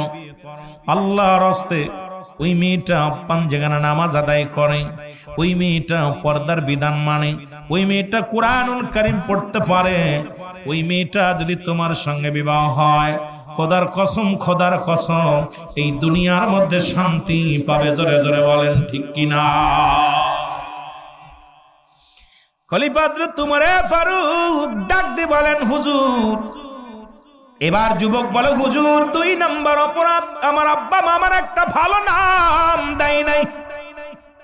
নাম দিছে লালটু, বল্টু, জবেদ, কবেদ, মানে নামের কোন স্টেশন নেই, নাম থুলি পারলেই হলো। হুজুর আমার ছেলের নাম রাখতো কাজীবান। কথা বুঝেন? কি রাখছে? কথা কয় না, তুকাজ্জিবান। কত বড় বিয়াদব, ওরে অস্বীকার করতে হইব। কথা বুঝেন? নাম পাইলেই থুয়ে দিছে, কন্তে লালটু, বল্টু, মল্টু, আগরবাগর তুইছে, এর জন্য নামে, এর জন্য বলে, হুজুর এক না দুই নাম্বার অপরাধ, আমার আব্বা মা আমার একটা সুন্দর নাম দেয় নাই, এই জন্য অপরাধ আমার আব্বার। রাসূল বলেছে, তোমাদের সন্তান যখন দুনিয়ার মধ্যে আসবে, আগমন করবে, 10 মাস 10 দিন পরে যখন আসবে, যখন দুনিয়ার মধ্যে আলো বাতাস দেখবে আর দুনিয়ার মধ্যে আগমন করবে, সর্বপ্রথম তোমার সন্তানের কানে আজান দাও। এরপরে তার গায়ের ময়লাগুলো, 1 নম্বরে তার গায়ের ময়লাগুলো যদি গোসল করানোর মতো হয় গোসল করাও, না যদি পারো গায়ের ময়লাগুলো মুছায়া দাও, মুছায়া দিয়া এবার তার সুন্দরভাবে তার একটা কানে আজান দাও। আজান দিয়া মুসলমান শুনে নাও, শুনে নাও। এরপরে কি করো, যখন 7 দিন অতিবাহিত হয়ে যাবে, ওই সন্তানের নাম রাখতে হবে সুন্নাতে রাসূল। এখন দেখা যায় আমার দেশের ও মুসলমান অধিকাংশ যুবকেরা নাম রেখে যায় বিয়ের আগেই, চিন্তা করে বিয়ে করবে, একটা ছেলে হলে নাম রাখবো কি নাম রাখবো? শাহরুখ খান। কি রাখবো? যদি মেয়ে হয় নাম রাখবো কারিনা। ঠিক কিনা? ঠিক কিনা? বাসর রাত্রে মুসলমান নফল নামাজ নাই, দোয়া নাই। বাসর রাত্রে শুরু হয়ে গেছে, স্ত্রী বলে, স্বামী যদি আমাদের একটা ছেলে হয় নাম রাখবো শাহরুখ খান, মেয়ের নাম রাখবো কারিনা। যদি মেয়ে হয়, ছেলে কয় না আমার মেয়ে হবে, বিবি কয় দুজন নাম রাখারাখি কমপ্লিট। আমার রাসূল বলছে 7 দিনের একদিন আগেও নাম রাখা দূরত্ব নয়। সন্তান যখন দুনিয়ার মধ্যে আগমন করবে, এই সন্তানকে 7 দিন পরে, মেয়ে হলে একটা পশু কুরবানি করো, ছেলে হলে 2টা পশু কুরবানি করে সুন্দর দিন দেখে সুন্দর মুসলমান মুসলমান নাক কি করো, হাতের নখগুলো কাটো, মাথার চুলগুলো কাটো, সুন্দর একটা নাম দাও, এটা হলো সুন্নাতে রাসূল। এখন আমার দেশের মুসলমান অধিকাংশ ছেলে মেয়ে জার্মানি, আমার দেশে অধিকাংশ ডাক্তার হলো অমুসলিম। অনেক সময় ডাক্তার ভাইয়েরা যখন অপারেশন থিয়েটারে নিয়ে যায়, না পায় কানে আজান, ডিস্কো গান শুনে আর অপারেশন করে, ওই সন্তানের কানে আজান যায় না, ওই সন্তানের নাম গর্ভে থেকে হয়ে গেছে, এই সন্তান কোনোদিন আদর্শবান সন্তান হতে পারে না। যদিও আলেম হয় ও জালেম হয়, ঠিক কিনা? যদিও আলেম হয় ও নামাজের প্রতি গুরুত্ব নাই, যদিও আলেম হয় সুদের মধ্যে জড়িত হয়ে যায়, যদিও আলেম হয় বেপরদা নারীর সঙ্গে চলাফেরা হয়, যদিও আলেম হয় দাড়ি টুপি জুব্বা লাগাইয়া ইসলামের বিধানটাকে নষ্ট করতে চায়। কারণ এই সমস্ত মানুষগুলো কিছু দোয়ার কারণে যদিও আলেম হয়, এদের চরিত্র হলো জালেমের মতো। এই জন্য আল্লাহ কমিনান নাস, মানুষের মধ্যে মায়া করু, তারা বলবে আমার না তার ঈমান আনছে, বিল্লাহি আল্লাহর প্রতি প্রতি বিশ্বাস স্থাপন করছে।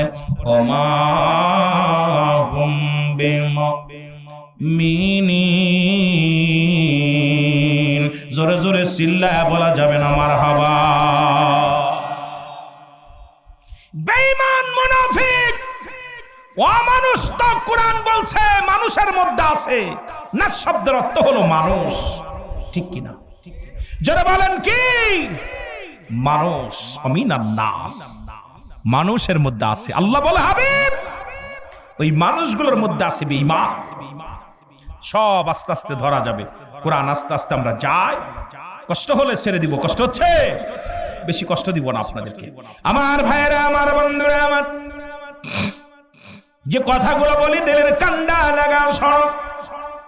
বলে হুজুর 3 নাম্বার অপরাধ, আমার পিতা মাতা আমার ইসলামের কোন জ্ঞান দেই নাই রে। এমন একটা বিধান, এমন একটা গ্রন্থ যার একটা হরফ পড়লে 10টা নেকি, আলিফ বা আলিফ পড়ছেন 10 নেকি, বা পড়ছেন 10 20 নেকি, তা পড়ছেন 30 নেকি।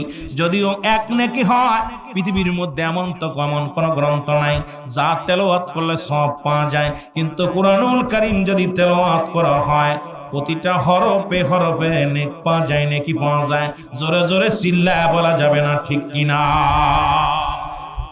পৃথিবীর মধ্যে কত গ্রন্থ আসলো, কত বই আসলো, কত কবিতা আসলো, কত গান আসলো। আমার আগের বক্তা কয়েকটা গান গাইছে, আমার বাবারা এই গানগুলো আসলো, কিছু মজা লাগে না, কিছুদিন পর এটা মাইনাস। কিন্তু সূরা ফাতিহা এই যে পড়ি, এক বক্তা সেটা আর এক বক্তা ভালো, এক আলেমে সেইটা আর এক আলেম ভালো, এক হাফেজ সাহেব সেটা এক হাফেজ সাহেব ভালো, যত পড়ে ততই মজা লাগে। যারা বলেন ঠিক কিনা? কথা বলেন ঠিক কিনা? কিন্তু এই যে ভালো ভালো গান আসলো দেশে, কত গান, যুবকরা পাগল হলো। বলেন এই সব গানগুলো কি কেউ ভালোবাসে 2 দিন 4 দিন পর রাখ রাখ। সূরা ফাতিহা পড়লে কেউ কি বলে রাখ, কেউ বলে না রাখ। বলেন রাখে? কুরআনুল কারীম পাঠ করলে কেউ বলে বন্ধ কর, কেউ বন্ধ করতে বলে না। কারণ এর ভিতরে যে মজা আছে, এর ভিতরে যে মায়া আছে, এর ভিতরে ভালোবাসা আছে, প্রেম আছে, পৃথিবীর অন্য কোন গ্রন্থের ভিতরে এই প্রেম নাই। জোরে বলেন ঠিক কিনা? এই জন্য এই প্রেমের কিতাবটা বন্ধ করার জন্য বর্তমান জামানায় একদল ইহুদি খ্রিস্টানদের চক্রান্ত আলেম বাইর হয়েছে। তারা বলছে কোরআনের ভিতরে ভুল আছে। আল্লাহ বলেন যালিকাল কিতাবু লা রাইবা ফি। জোরে জোরে চিল্লায়া বলা যাবে না আল্লাহু আকবার। আল্লাহ বলে এটা সেই কিতাব যার মধ্যে কোনো সন্দেহ নাই। আসেনি? জোরে বলেন আছে। কোরআনের কথা জোরে জোরে বলেন আছে। একটা হরফ ভুল আছে, জেরের পরিবর্তন নাই, জবরের পরিবর্তন নাই, নুক্তার পরিবর্তন নাই। আল্লাহ বলে কারা মানবে? আল্লাহ বলে হুদাল লিল মুত্তাকিন, একমাত্র হেদায়েত প্রাপ্ত বান্দা। এই দুনিয়ার মধ্যে আল্লাহর বিধান মানে যারা, কোরআন মুসলমান মানে তারা, যারা নবী মানে তারা, কোরআন মানে। পৃথিবীর মধ্যে ইসলামের বিধান যারা মানবে, কোরআনের প্রতি তাদের সম্মান ইজ্জত বেড়ে যাবে। এই জন্য আমার বাবারা, আমার বন্ধুরা, আমার এক শ্রেণী আলেমরা বলতেছে কোরআনের ভিতরে ভুল আছে। সেই ভুল সূরাটার নাম আমি আপনাদের কাছে জানাইয়া দিই। কদিন আগে দেখলাম মিডিয়াতে খুব লেখালেখি শুরু হয়েছে, কোরআনের মধ্যে সূরা ইখলাস যেটা আমি তেলাওয়াত করে শুরু করেছি, বলতেছে এই সূরাটা নাকি জাল। কারণ আমরা জানি এইটা যদি জাল ব্যবহার করতে পারে তাহলে মূর্তি পূজা করতে পারবে না। এটা যদি জাল ব্যবহার করতে পারে তাহলে ওরা মূর্তির সামনে দোয়া করতে পারবে না। ওরা যদি এইটা যদি জাল ব্যবহার করতে পারে চন্ড পূজা করতে পারবে না। এরা যদি জাল ব্যবহার করতে পারে মানুষের পায়ে সিজদা করতে পারবে না। এটা যদি জাল ব্যবহার করতে পারে তাহলে দুনিয়ার মধ্যে, ও মুসলমান শুনে নাও, জাল যদি ব্যবহার করতে পারে তাহলে ওরা চন্দ্র সূর্য পূজা করবে, কেউ বাধা দিতে পারবে না। এই জন্য ওরা শুরু করছে কোরআনুল কারীমের মধ্যে সূরা ইখলাসটা জাল। আমার আল্লাহ বলেন, পড়েন বিসমিল্লাহির রহমানির রহিম। কুল হুয়াল্লাহু আহাদ আল্লাহুস সামাদ লাম ইয়ালিদ ওয়া লাম ইউলাদ ওয়া লাম ইয়াকুল লাহু কুফুয়ান আহাদ। আল্লাহ ডাকতে বলে, হাবিব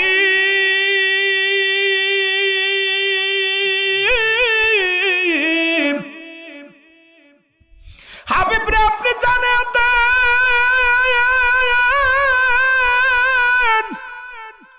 ও মায়ের নবী, দয়াল নবী গো, আপনি জানা দেন আমি আল্লাহ এক, আমি আল্লাহ এক। আল্লাহ কয়জন? জোরে বলেন কয়জন? আরে জোরে বলেন কয়জন? আল্লাহ বলে, হাবিব আপনি জানা দেন আমি আল্লাহ এক। এই পৃথিবীর মধ্যে কাউকে জন্ম দিই নাই, কারো থেকে জন্ম নিই নাই। সুতরাং মাজারে সিজদা করা যাবে না, চন্ডকে সিজদা করা যাবে না, কোনো মানুষকে সিজদা করা যাবে না, মুসলমান তারকরা পূজা করা যাবে না, মূর্তি পূজা করা যাবে না। এখন আমার দেশের কিছু আলেমরা দেখলাম মূর্তির সামনে যে সিজদায় পড়ে আছে, নামাজ আদায় করতেছে। এই যে ইমানের জন্য মুসলমানদের বড় ক্ষতি করতেছে। এর চাইতে বেকুব আর পৃথিবীর মধ্যে কেউ নাই। জোরে বলেন ঠিক কিনা? আমি খুব লজ্জা পেলাম। এখন উন্ডা বলতে পারে সূরা তাওবা 6 নম্বর আয়াত। এই হাফেজ সাহেব যারা আছেন, কয় নম্বর আয়াত? হাফেজ সাহেব আছেন কেউ? আছেন না? সূরা তাওবা 6 নম্বর আয়াত। আল্লাহ বলে, হাবিব এই দেখেন, রং হইলে আমার জিহ্বা কেটে নেবেন, ভয়ের কোনো কারণ নাই। আল্লাহ বলেন, হাবিব আপনার কদমের মধ্যে আমার নবীজি বলতেছেন, আল্লাহ বলতেছেন, আল্লাহ হাবিব, আল্লাহ বলতেছে কি বলে, কারে ডাক দা? আল্লাহর নবীরে বলতেছে। আল্লাহ বলতেছে, যদি কোনো ব্যক্তি আপনার কাছে সাহায্য চাই সাহায্য দেন, যদি কোনো ব্যক্তি আপনার কাছে নিরাপত্তা চাই নিরাপত্তা দেন, যদি কোনো ব্যক্তি নিরাপদ স্থানে পৌঁছায় দিতে বলে আপনি পৌঁছায় দেন, যদি আপনার কাছে সাহায্য চাই সাহায্য দেন। ঘোষণা কার? সূরা তাওবা 6 নম্বর আয়াত। খোলেন, কোরআন খুলে বের করেন, না পাইলে এখন অফেন্স চ্যালেঞ্জ। তাই বলে এখন আল্লাহ রাব্বুল আলামিন বলছে, কিন্তু পরের দিনই দেখলাম হিন্দুরা বলতেছে যে আমরা তো আপনাদের মসজিদ রক্ষা করতে পারেন না, আমাদের পাহাড় আমরা তো আপনাদের বলি নাই। তার মানে বোঝা গেল আমরা নাক বাড়ায় সিন্দুর নিতেছি। আরে মুসলমান, বুখারীর হাদিস, রাসূলুল্লাহর কদমের মধ্যে কয়েকজন অমুসলিম গেছে, ভালো করে খেয়াল করবেন। রাসূলুল্লাহ বলে, যুবক রে আমি বড় মর্মান্ত হয়েছি। আরে কবর থেকে কাপনের কাপড় চুরি হয়, কবর থেকে মানুষ কত বড় নিষ্ঠুর হলে এই কাজটা করতে পারে? যুবক বলে, ইয়া রাসূলুল্লাহ, ইয়া হাবিবাল্লাহ, আপনি জানেন কবর থেকে কাপনের কাপড় চুরি হয়? নবী গো, ওই চোর আর কেউ নয়, আমি সেই যুবক। নবী গো, কবর থেকে কাপনের কাপড় চুরি করতাম। ইয়া রাসূলুল্লাহ, ইয়া হাবিবাল্লাহ, রব্বুল আলামিন কি আমারে মাফ করে দিব? আমার নবী বলে, যুবক রে তুমি ভুল বুঝে ফিরে আসছো, তওবা করো, কারণ তওবাকারী আল্লাহ ভালোবাসে। ও যুবক, তওবা কর, তওবা করলে আল্লাহ মাফ করে দিবে। যুবক বলে, ইয়া রাসূলুল্লাহ, ইয়া হাবিবাল্লাহ, আমি মাফ পাবো না, আমি এত অপরাধ করেছি, এত গুনাহ করেছি, আমার মন বলে আমি মাফ পাবো না। নবী গো, আমি তওবা করলে কি আমার আল্লাহ মাফ করবে? আমার নবী কয়, যুবকরা আর কান্দিস না, তওবা কর, তওবার দরজা খোলা। যুবক বলে, নবী গো, আপনি জানেন আমি আপনার কাছে বলবো কি?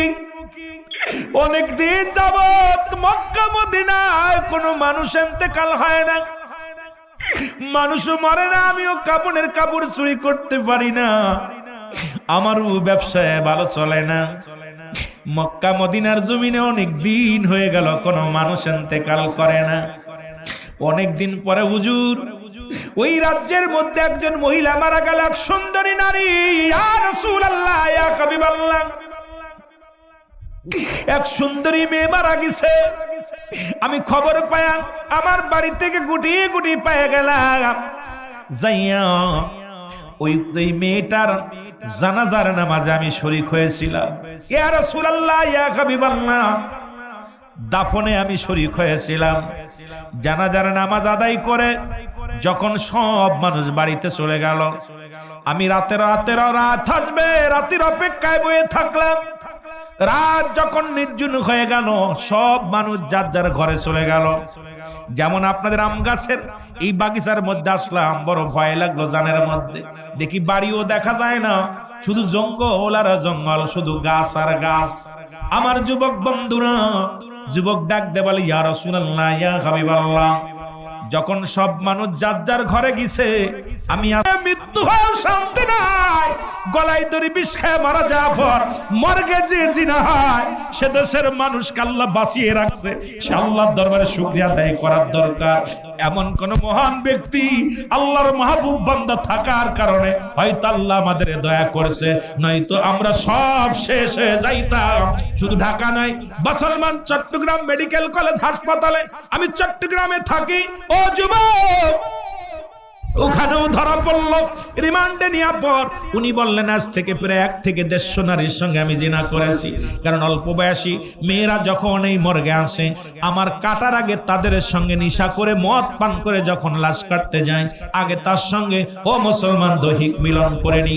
সুতরাং যে দেশে ঢাকা মর্গে জিনা হয়, যে দেশে মুসলমান চট্টগ্রাম মর্গে জিনা হয়, সেই দেশের মুসলমান বড় বড় কথায় বলে, আজকে বাংলাদেশে মৌলবীরা কোথায় ছিল? আজকে দাড়িওয়ালাদের উপায় না, টুপিওয়ালাদের উপায় না। আমার মতো মৌলবীরা ওয়াজ করে শুধু টাকা কামাও, আমাদেরও রাস্তায় নামতে দেখি নাই। বড্ড কষ্ট হয়, হৃদয়ে রক্তক্ষরণ হয়। যেখানে মুসলিম রাষ্ট্র, যে বাংলার জমিনে যেখানে জানি জিনাবা বিচার হয়, প্রতিবাদ করার মানুষ দেখি নাই, শুধু চেয়ারের জন্য ফালাফালি দেখি। এই ফালাফালি বন্ধ করো, আগে ইসলামের বিধান মানো, নিজে ইসলামের বিধান মেনে জীবন যাপন করো, অন্যকে সহযোগিতা করো। ক্ষমতা একদিন আসবে, তখন আল্লাহ যেদিন বসায় দিবে এমনি বসতে পারবে। আরে মুসলমান, কোন মুসলমান মুসলমান ক্ষমতা কেন্দ্রিক হতে পারে না। আদর্শ কেন্দ্রিক যদি ব্যক্তি হয়, মানুষ তার দিকে ঝুঁকে যাবে, মানুষগুলো পাগল হয়ে যাবে তার জন্য। জোরে জোরে চিল্লায় বলা যাবে না, ঠিক কিনা? বড় কষ্ট। অনেকেই কইতে পারে, হুজুর আমাদের বিরোধিতা না। নবী বলছে, বাল্লুহা কিলাফ, দুনিয়াটা হলো পচা দুর্গন্ধ মড়ি। মানুষের চরিত্র হলো কুকুরের চরিত্র। কুকুর যেমন মড়ি পাইলে খুশি হয়, শেখ জামানার মানুষ শুধু সম্পদ পাইলে খুশি হয়। খালি যেভাবে আসুক, হারাম উপার্জন, জানি এটা হারাম, তারপর ওইটার ভিতর আরাম মনে করি। বাবা, এই জন্য আমি কয়েকটা ওয়াজ দেখছেন, আমি বলছি যে কার জন্য সুদ খাও, কার জন্য ঘুষ খাও? এই দুনিয়ার সম্পদ খাবে লোকে, মানুষের দেহ খাবে পোকে। জোরে বলেন ঠিক কিনা? কিসের জন্য? এই যে মাটির ঘর, যেখানে লেখাপড়া করায় শিক্ষক মহোদয়, ছাত্র ভাইয়েরা বসে, ছাত্রী ভাইয়েরা বোনেরা বসে, সেই ঘর একটা আমার আপনার জন্য অন্ধকার নেমে আসতেছে। এই ভয় অন্তরের ভিতরে নাই, বড্ড কষ্ট হয়। জোরে বলেন ঠিক কিনা? একটু মহব্বতের সঙ্গে দুরূদ শরীফ পড়েন, আল্লাহুম্মা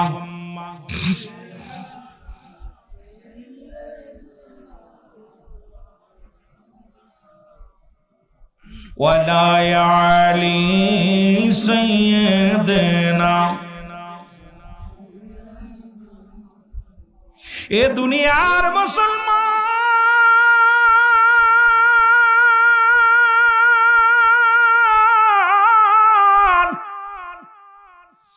যুবক বলে, ইয়া রাসূলুল্লাহ, ইয়া হাবিবাল্লাহ, নবী গো, ও মায়ের নবী,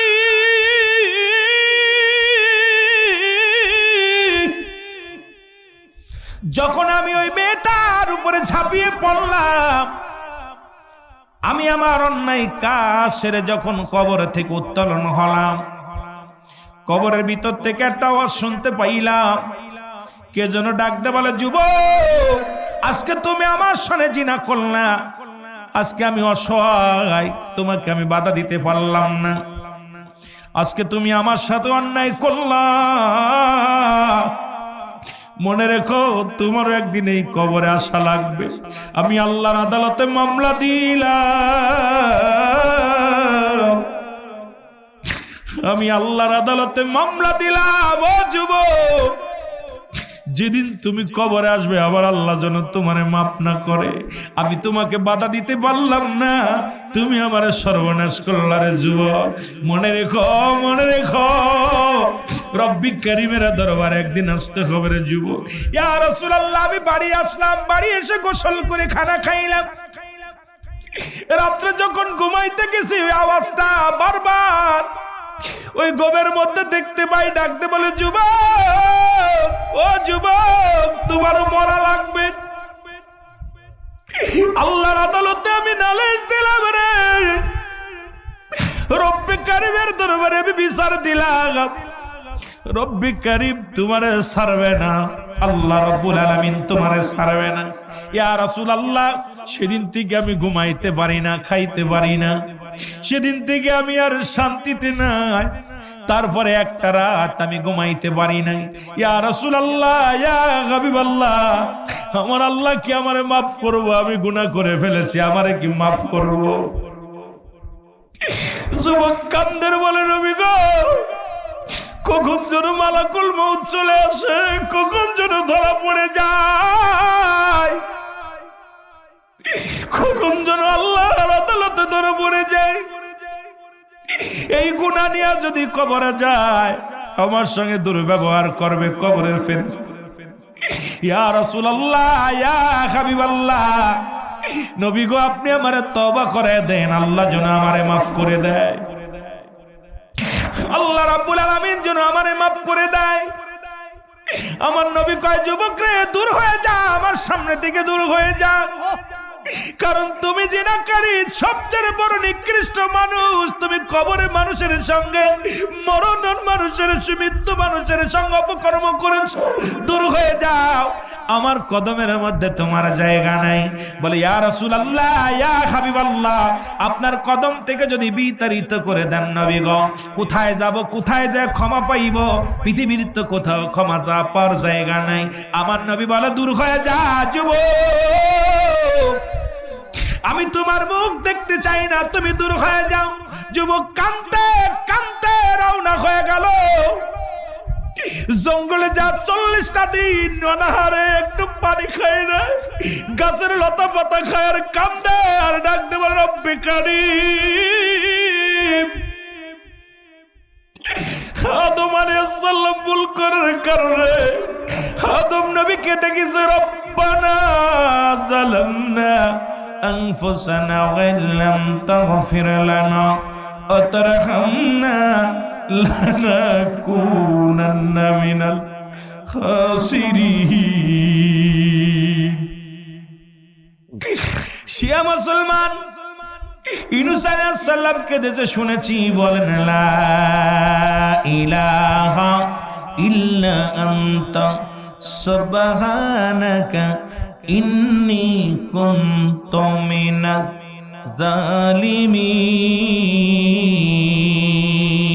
যুবক কান্দার ডাক দে, বলে, আল্লাহ, শুনেছি আদম আলাইহিস সালাম কেঁদে কেঁদে মাপ পেয়েছে, আল্লাহ ইউনূস আলাইহিস সালাম কেঁদে কেঁদে মাপ পেয়েছি।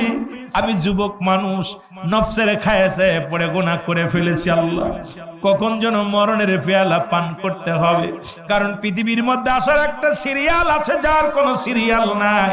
দেখা যায় বাবা জিন্দা, সন্তান দুনিয়ার মধ্যে নাই, দেখা যায় দাদা জিন্দা, নাতি দুনিয়ার মধ্যে নাই।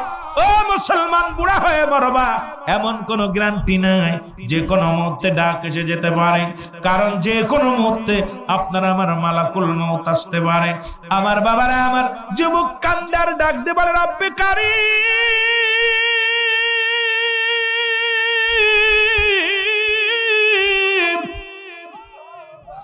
তুমি আমারে ক্ষমা করে দাও, ও আল্লাহ, তুমি আমারে মাফ করে দাও। কানতে কানতে যুবক বড় ক্লান্ত হয়ে গেলেন। 40টা দিন পরে যুবক সংবাদ পেয়ে গেল, যুবক রে আর কান্দিস না, তোর চোখের পানি জমিনের মধ্যে পড়ে, আমরা জমিন সহ্য করতে পারি না। যুবক রে রব্বি কারীম তোরে মাফ করে দিছে, যা যা রহমতের নবী রাহমাতাল লিল আলামিনের কদমের মধ্যে যা। যুবক রওনা হয়ে চলে আসলেন রাসূলুল্লাহর কদমের মধ্যে। নবীজি দেখে বলে, যুবক তুমি আবার কেন আসছো? বলি, ইয়া রাসূলুল্লাহ, ইয়া হাবিবাল্লাহ, আমি আর কত কাঁদবো, আর কত চোখের পানি ফেলবো। রব্বে কারীম আমারে ক্ষমা করে দিছে, ইয়া রাসূলুল্লাহ আপনি আমাকে তওবা করায়া দেন।